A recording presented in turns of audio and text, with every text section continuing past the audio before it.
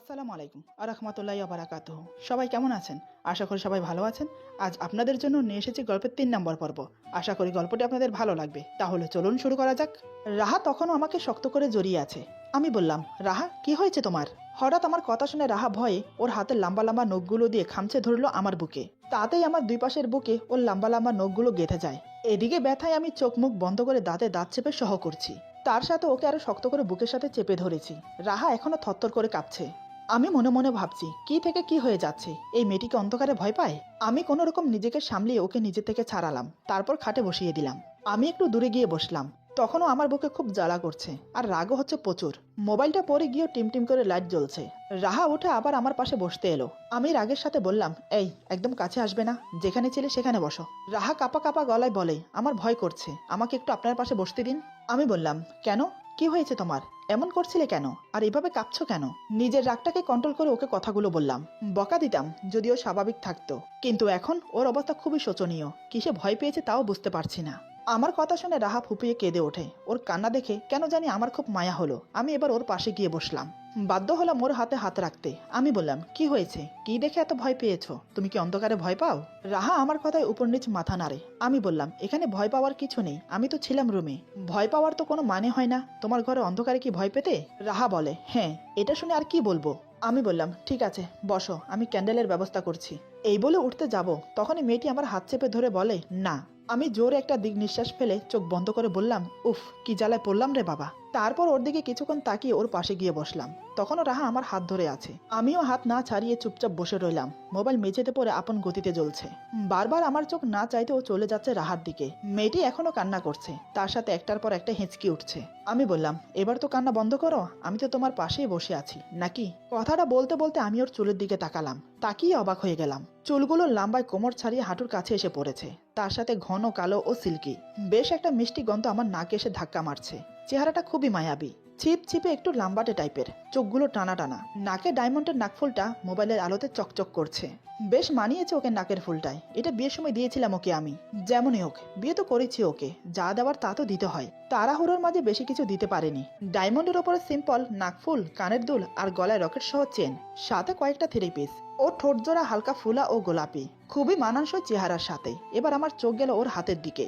হাতের আঙ্গুলগুলো চিকন ও লম্বা, নখগুলো বড় রেখেছে, তাতে ওর হাতের সৌন্দর্য আরো বেড়ে গেছে। হ্যাংলা পাতলা শরীরের গঠন। হঠাৎ আমার চোখ চলে গেল ওর বুকে। থ্রি পিসের ওড়নাটা সরে গিয়ে এক সাইডে পড়ে আছে। ওর বক্ষযোগল খুবই আকর্ষণীয়, যার দিকে তাকিয়ে আমার চোখ সরছে না। কিছু মুহূর্তের জন্য ভুলেই গেছে সবকিছু। বেশ কিছুক্ষণের জন্য নিজেকে হারিয়ে ফেলেছি ওর মাঝে। আসলে আমরা ভুলে যাই, একটা মানুষকে প্রথম দেখাতে ভালো না লাগলেও ধীরে ধীরে তার সাথে থাকলে, এমনকি মনের দৃষ্টি দিয়ে তাকে দেখলে, তখন ধীরে ধীরে তার সৌন্দর্য চোখের সামনে ধরা পড়ে, যেটা আমরা চট করে কাউকে দেখে বুঝতে পারি না। অনেকক্ষণ সেদিকে তাকিয়ে থাকি। হঠাৎ আমার সম্বিত ফিরল। আমি চোখ সরিয়ে নিয়ে গলা খাঁকড়িয়ে উঠলাম, যাতে ওর ওনাটা ঠিক করে নেয়। না, আমার এই শব্দে তার ধ্যান ভঙ্গ হলো না। সে এখনো মাথা নিচু করে এক দৃষ্টে মেঝের দিকে তাকিয়ে আছে। আমি মনে মনে ভাবলাম, না, ওকে বলি ওনাটা ঠিক করতে। এই ভেবে বলতে যাব, এমন সময় হঠাৎ কারেন্ট চলে এলো। সাথে সাথে আমার হাত ছেড়ে দিয়ে ওনা ঠিক করে নিল। আমি যেন হাফ ছেড়ে বাঁচলাম। আমি ওকে বললাম, রাত অনেক হয়েছে, ঘুমিয়ে পড়ো। কথাটা বলতে বলতে আমি শার্টের বোতাম খুলে দেখতে লাগলাম। দেখি বুকের দুই পাশে চারটা চারটা করে মোট 8টা নখের দাগ স্পষ্টভাবে ফুটে উঠেছে। সেখানে রক্ত বেরিয়ে শুকিয়ে গেছে। এদিকে রাহা আমার সামনে দাঁড়িয়ে আছে, তার চোখ আমার দিকে। আমার বুকে নখের দাগগুলো দেখে বুঝতে বাকি রইল না যে এগুলো সে নিজে করেছে। অপরাধীর মতো মুখ করে মাথা নিচু করে বলে, সরি, আসলে আমি বুঝতে পারিনি। আমি বললাম, সরি বলতে হবে না, বাই মিস্টেকলি হয়ে গেছে। আমি ডয়ের থেকে ফাস্টিং বক্স বের করলাম। সেখান থেকে তুলো নিয়ে হালকা ডেটলে ভিজিয়ে ক্ষতস্থানে শুকিয়ে যাওয়া রক্তগুলো পরিষ্কার করতে লাগলাম। রাহা বলে, বলছি যে আমি করে দেই। আমি ওর দিকে তাকিয়ে আবার চোখ নামিয়ে বললাম, না, আমি করতে পারবো। আর একটা কথা, কাল সকালে ঘুম থেকে উঠে আগে হাতের নখগুলো কেটে ফেলবে। কি মনে থাকবে তো? আমার কথা শুনে ওর মুখটা গম্ভীর হয়ে যায়। সে গম্ভীরভাবে বলে, আমি ক্ষতস্থানে হালকা মলম লাগিয়ে শার্ট চেঞ্জ করতে ওয়াশরুমে চলে গেলাম। একটা ব্রাউন কালারের টি শার্ট পরে বেরিয়ে এলাম। এসে দেখি রাহা তখনও একইভাবে দাঁড়িয়ে আছে।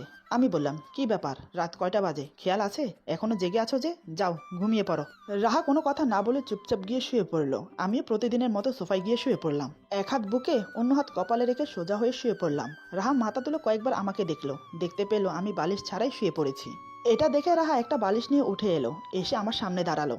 আমি টের পাইনি, কারণ তখন আমার চোখে হালকা হালকা ঘুম নেমে এসেছে। রাহা ভেবেছে আমি ঘুমিয়ে পড়েছি। সে ধীরে ধীরে আমার মাথা তুলে বালিশটা দিতে যাবে, তখনই আমি চোখ খুলে ওর দিকে তাকাই। হঠাৎ আমাকে জেগে উঠতে দেখে রাহা ঘাবড়ে যায়। তখনই বালিশ ছেড়ে দাঁড়িয়ে যায় সোজা হয়ে। আমি চোখ ছোট ছোট করে ওর দিকে তাকালাম। সে আমতা আমতা করে বলে, ইয়ে মানে আমি তো বালিশ দিতে এসেছিলাম। আমি বললাম, ডাকলেই পারতে। এই বলে বালিশটা ঠিক করে অন্যদিকে ফিরে শুয়ে পড়লাম। রাহার মুখটা কালো হয়ে গেল আমার এরকম আচরণে। সে চুপচাপ গিয়ে আবার শুয়ে পড়ল। সে মনে মনে ভাবছে, আমাকে যখন এতই অপছন্দ তাহলে বিয়ে না করলেই পারতো। বিয়ে তো আর ছেলে খেলা না যে এখন বিয়ে করলাম কিছুক্ষণ পর ছেড়ে দিলাম। স্বামী আর স্ত্রী যেমনই হোক, তার সাথে সারা জীবন কাটানোর নামই তো বিয়ে। আমি মানছি আমাদের বিয়েটা একটা ভুল বোঝাবুঝির মাঝে হয়েছে, কিন্তু এখানে আমার দোষ কোথায়? আমি তো আর বলিনি যে আমাকে বিয়ে করুন। নিজেই তো ওদের কথায় সম্মতি জানালো, কিন্তু এটাও তো মিথ্যে নয় যে আমাকে অপহরণ করা হয়েছে। তবে কে করলো আমাকে অপহরণ? কি করেই বা এলাম ওনার গাড়িতে? এই 2 সপ্তাহ যতটুকু দেখেছি লোকটাকে, তাতে বুঝলাম লোকটি খুবই ভদ্র ও ভালো। মনে হয় না লোকটি আমাকে অপহরণ করেছে। কিন্তু আসল সত্যিটা কি কি হবে সামনে, এসব নানান কথা ভাবতে ভাবতে ঘুমিয়ে পড়ল। সকালে আমার আগে রাহার ঘুম ভাঙে। সে ফ্রেশ হয়ে চুপচাপ জানালার পাশে বসে আছে। আমাকে ডাকার বা নিচে যেতে সাহস পাচ্ছে না। আমাকে ডাকলে যদি আমি রেগে যাই। আর নিচে যেতে চাইছে না কারণ আমার মা ওকে পছন্দ করেনি। নিচে গেলে নিশ্চয়ই উনি কথা বলবেন না, তাই সে গুটিসুটি মেরে জানালার পাশে বসে আছে। আমার ঘুম ভাঙলো 9টার দিকে। চোখ খুলে প্রথমে বিছানার দিকে তাকালাম। দেখি রাহা বিছানায় নেই। তারপর চোখ গেল জানালার দিকে। দেখলাম সে বসে আছে আনমনা হয়ে। আমি উঠে ফ্রেশ হতে চলে গেলাম। কিছুক্ষণ পর ফ্রেশ হয়ে বেরিয়ে এলাম। বেরিয়ে দেখি তখনও সেই একইভাবে বসে আছে রাহা। আমি বললাম, আসসালামু আলাইকুম, শুভ সকাল। হঠাৎ আমার মুখে সালাম শুনে কিছুটা থতমত খেয়ে যায়। অবাক চোখে চোখ বড় বড় করে তাকিয়ে আছে। আমি টাউল দিয়ে মুখ মুছে বললাম, সালাম দিলে সালামের উত্তর দিতে হয়, এটা অন্তত জানো? আমার কথায় রাহা আমতা আমতা করে বলে, ইয়ে মানে ওয়ালাইকুম সালাম, শুভ সকাল। আমি বললাম, নেক্সট টাইম সালাম দিলে সালামের উত্তর তাড়াতাড়ি দেবে। আর একটা কথা জেনে রাখো, একজন মুসলমান হিসেবে একে অপরকে সালাম দেওয়া উত্তম। প্রতিদিন অন্তত 20 জনকে সালাম দিতে পারলে তার জন্য আলাদা নেকি আছে। আর আমাদের প্রিয় নবী হযরত মুহাম্মদ সাল্লাল্লাহু আলাইহি সাল্লাম বলেছেন, স্বামী স্ত্রী একে অপরকে সালাম দিলে তাতেও নেকি পাওয়া যায়।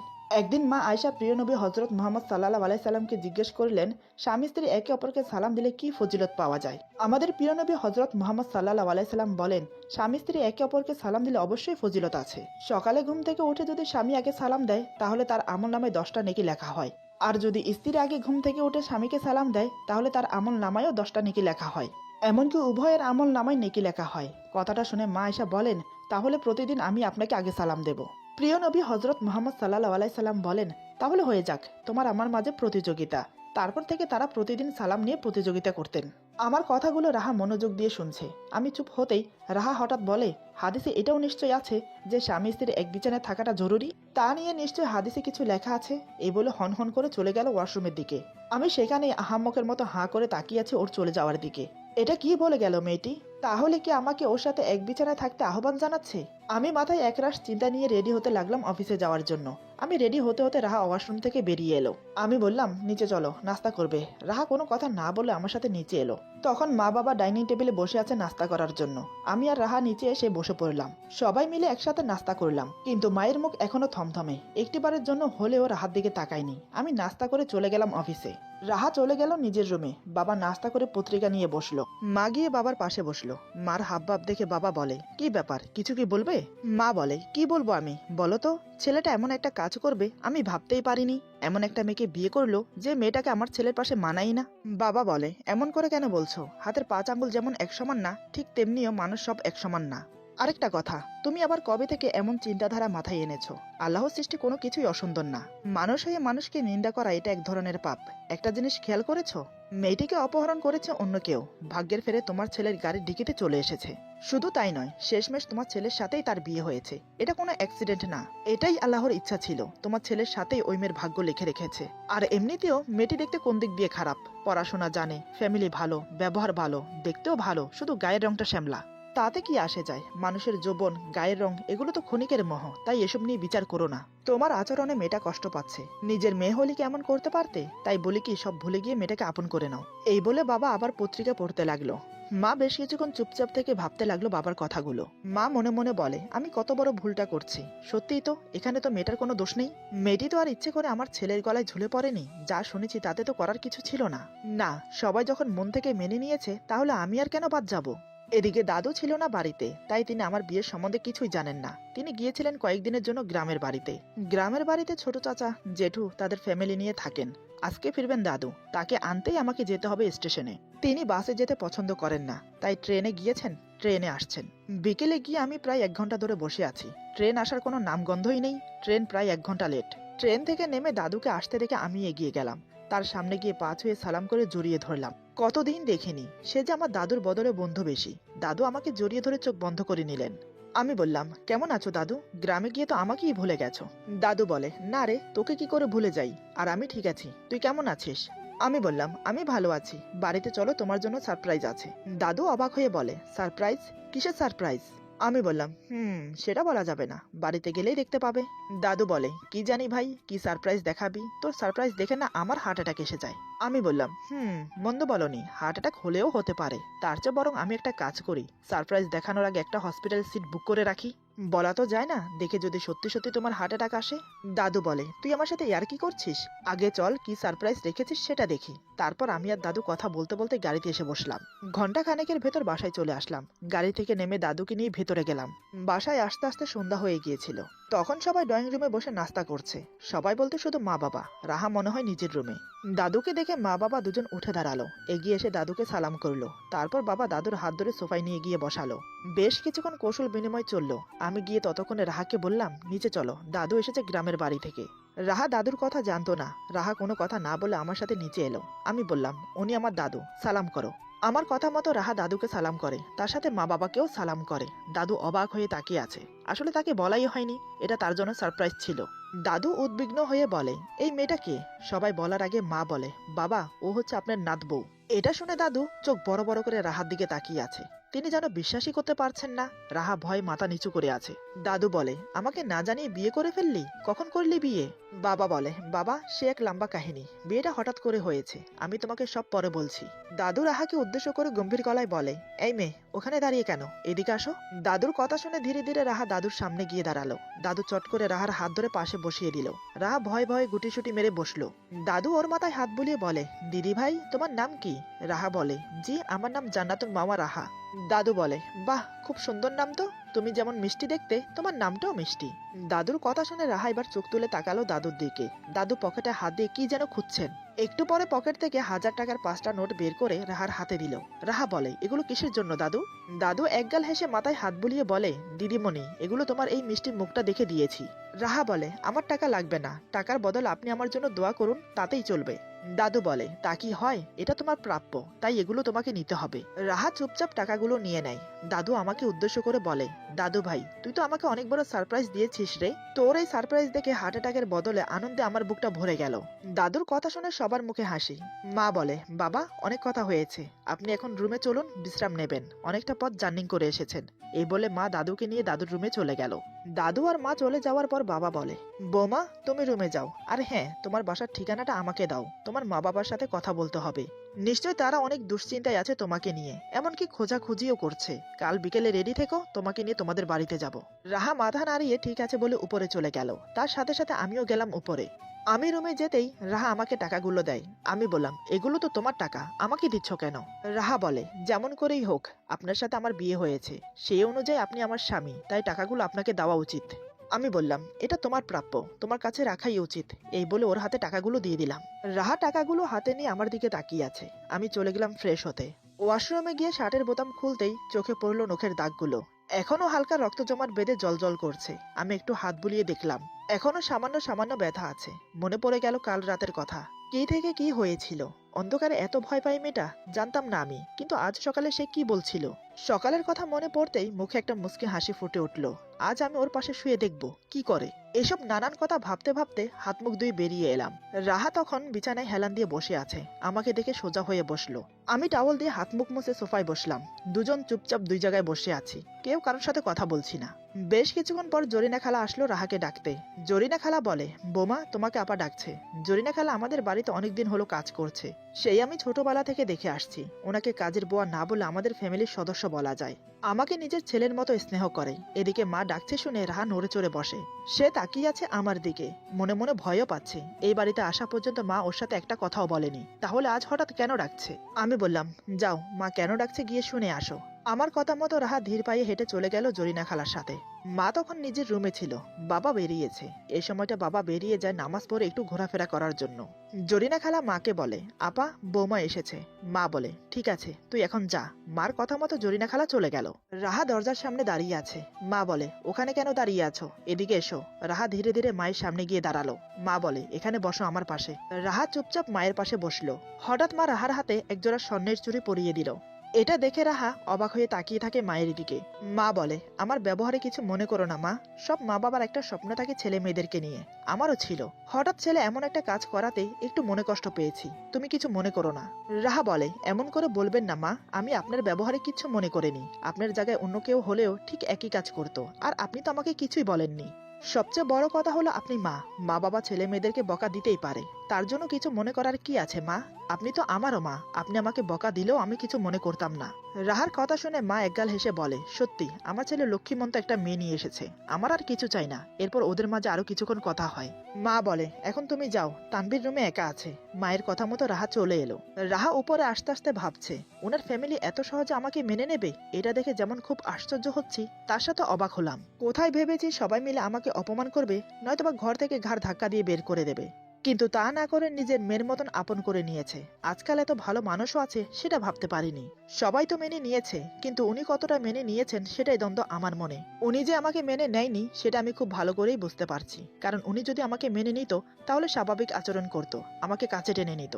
কিন্তু তা না করে আমার সাথে রুক্ষ ব্যবহার করছে, আমাকে এড়িয়ে চলছে, এমনকি আমার থেকে দূরত্ব বজায় রাখছে। এমনটা কেন করছেন উনি? মেয়েদের যে পরিস্থিতিতে বিয়ে হোক না কেন, তারা সেটা ভাগ্য মনে করে মেনে নেয়। স্বামী খারাপ হোক যেমন হোক, তার সাথে সংসার করতে বাধ্য, মা বাবার জন্য না হলেও সমাজের জন্য।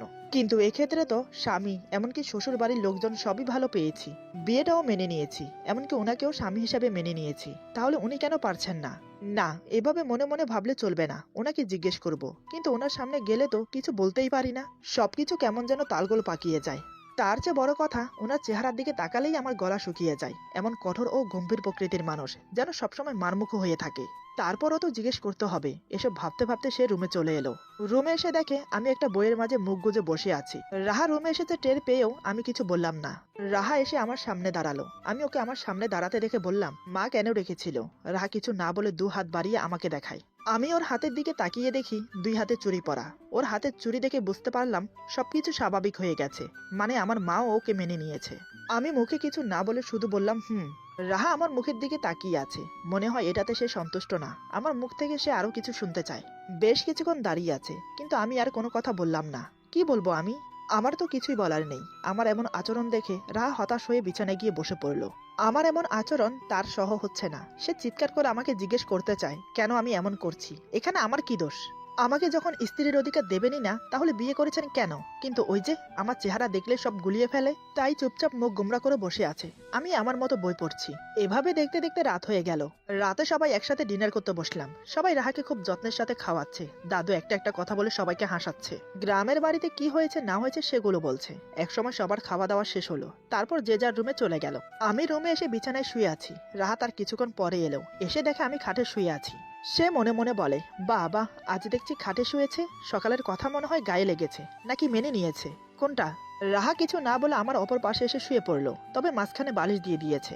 আমি চোখ বন্ধ রেখে সব অনুভব করছি, কিন্তু চোখ খুলছি না। তারপর সে লাইট বন্ধ করে ডিম লাইট জ্বালিয়ে শুয়ে পড়লো, কিন্তু চুলগুলো ছাড়া। সে চুল থেকে মিষ্টি গন্ধ এসে আমার নাকে ঠেকছে। আমি চোখ বন্ধ রেখেই বললাম, চুলগুলো বেঁধে ঘুমাও। মনে পড়ে গেল কাল রাতের কথা। ওকে আমি নখ কাটতে বলেছিলাম, সে কি কেটেছে? আসলে আমি সেদিকে খেয়ালই করিনি। আমার মনে আসতেই বললাম, কাল রাত্রে নখ কাটতে বলেছিলাম, কেটেছো? আসলে রাহা ভুলেই গেছে হাতের নখ কাটতে। রাহা আমতা আমতা করে বলে, ইয়ে মানে ভুলে গিয়েছিলাম, কাল সকালে কেটে ফেলবো। আমি বললাম, কাল সকালে যেন ভুল না হয়, আমার কথা অমান্য করাটা আমি পছন্দ করি না, এখন চুলটা বাঁধো। আমার কথা শুনে রাহা রাগের সাথে উঠে বসে মাথার চুলগুলো বাঁধছে, আর মনে মনে বলে, কি আজব মানুষ রে বাবা, চুল খোলা থাকলে কি সমস্যা? কই আমার তো কোনো সমস্যা হয় না চুল খোলা থাকলে, এত সমস্যা কেন লোকটার? আমার এত শখের নখগুলো কেটে ফেলতে বলছে, এখন আবার চুল বেঁধে ঘুমোতে বলছে, না জানি সামনে আরো কত কি বলবে। কিন্তু চোখ বন্ধ রেখে কিভাবে বুঝলো যে আমার চুল খোলা? কে জানে রে বাবা, কিছুই মাথায় আসছে না। এই ভাবতে ভাবতে চুলগুলো বেঁধে আবার শুয়ে পড়লো। হঠাৎ কি মনে হতেই আবার আমার দিকে তাকিয়ে বলে, আপনি এখানে কেন ঘুমোচ্ছেন? আপনি না সোফায় ঘুমান? আমি ওর দিকে তাকিয়ে বললাম, কেন? সকালে তো বললে খাটে ঘুমোতে, এখন আবার কি হলো? রাহা চোখ ছোট ছোট করে বলে, আমি আবার কখন বললাম? আমি বললাম, কেন? সকালে কি বলেছিলে মনে নেই? এত তাড়াতাড়ি ভুলে গেলে? আর হ্যাঁ, সকালে আমার অফিস আছে, ডিস্টার্ব করো না। এই বলে অন্যদিকে ফিরে শুয়ে পড়ি। এটা দেখে রাহার আগে কটমট করে আমার দিকে তাকিয়ে আবার শুয়ে পড়ে। আমিও একসময় ঘুমিয়ে পড়লাম। হঠাৎ মাঝরাতে আমার ঘুম ভেঙে গেল। ঘুম ভাঙার কারণ রাহা কান্না করছে। এদিকে রাহার চুল খুলে আমার চোখে মুখে এসে পড়েছে। ওর চুলের গ্রানে আমার মন মাতোহারা হয়ে উঠছে। আমি মুখ থেকে চুলগুলো সরিয়ে ওকে বললাম, কি হয়েছে রাহা, তুমি কান্না করছো কেন? এটা শোনার সাথে সাথে রাহা হঠাৎ আমার বুকে জাপটে পড়ে কান্না করতে লাগলো। মুখ গুজে দিয়েছে আমার বুকে। এক হাতে আমার শার্ট খামচে ধরেছে, অন্য হাতে আমার গলা জড়িয়ে আছে। আমি না চাইতেও ওকে আমার বুকের সাথে জড়িয়ে ধরলাম। অজান্তেই মুখ গুজে দিলাম ওর চুলে। সেখানে নাক ঘেঁষতে লাগলাম ওর ঘাড় ধরে। এক হাতে ওর কোমর জড়িয়ে ধরেছি। আলতো করে চুমো এঁকে দিলাম ওর মাথায়। ওর ঘাড় ছেড়ে দিয়ে মাথায় হাত বুলাতে লাগলাম। বেশ কিছুক্ষণ পর আমি বললাম, এই রাহা, কি হয়েছে তোমার? কান্না করছো কেন? আরে বাবা, না বললে বুঝবো কি করে কি হয়েছে তোমার? আমার কথায় সে মাথা তুলে আমাকে এত কাছে দেখে হঠাৎ যা করে বসে, তাতে আমি বিহ্বল হয়ে পড়ি। একে তো মেয়েটি নিজে থেকে আমার বুকে এসে পড়েছে, তারপর আবার এমন করছে। এখানে আমার দোষ কোথায়? আমি এবার কি করলাম? কি হতে চলেছে আমার সাথে, এটাই বুঝতে পারছি না। এরপর যা হলো, আজকের গল্প এখানে সমাপ্ত। গল্পের বাকি অংশ পেয়ে যাবেন আগামী পর্বে। সবাই ভালো থাকবেন, সুস্থ থাকবেন, আর বন্ধুদের সাথে বেশি বেশি করে শেয়ার করবেন। আল্লাহ হাফেজ।